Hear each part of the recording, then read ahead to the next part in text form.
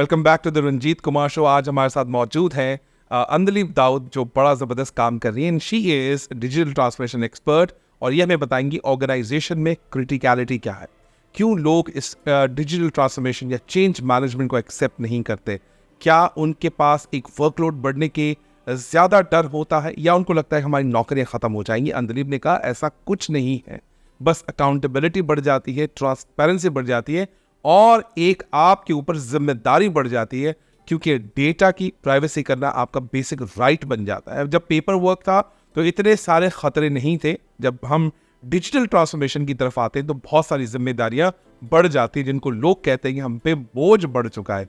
हकीकत में हमारा काम बेहतर हो चुका है, बोझ नहीं बढ़ा।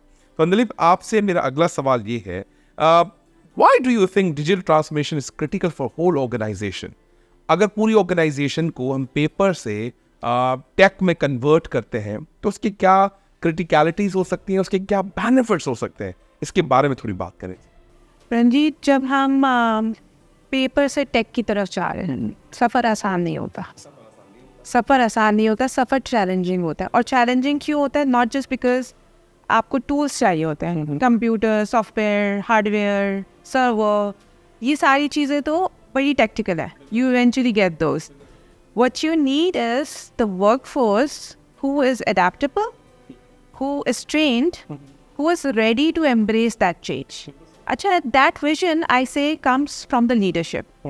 And leadership has to lead by example.